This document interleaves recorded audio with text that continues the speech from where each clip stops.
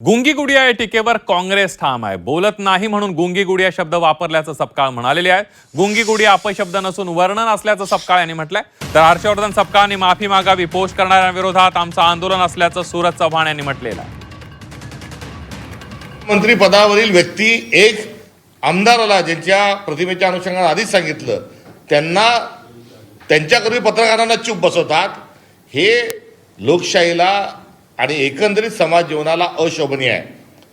अशा वेळेस हाताची घडी तोंडावर बोट ठेवणं म्हणजे चूप बसणं आणि त्याची भूमिका ही त्यांनी त्या ठिकाणी निभावल्याच्या अनुषंगानं गुंगी गुडिया हा शब्दप्रयोग त्या ठिकाणी केलेला आहे.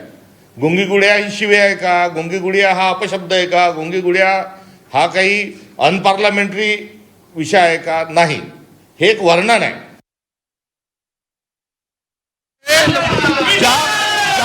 काँग्रेस पक्षाच्या एक्स पोस्ट वरून सुनेत्रा वहिनीला गुंगी म्हणून हिनवण्यात आलेला आहे. हर्षवर्धन सपकाळ साहेबांनी माफी मागावं हे आमचं म्हणणं आहे. त्याबद्दलची माफी मागावी. जर त्यांच्यामध्ये सुधारणा झाली, आमचं भांडण काँग्रेसशी नाही. ज्यांनी कुणी ट्विट केलं, ज्यांनी कुणी पोस्ट केली आहे त्याच्या विरोधात आम्ही आज या ठिकाणी करतोय. हर्षवर्धन सपकाळ साहेब या महाराष्ट्र प्रदेशचे प्रांत अध्यक्ष आहेत, त्यांनी याबद्दलची दिलगिरी व्यक्त करावी अशी आमची मागणी आहे.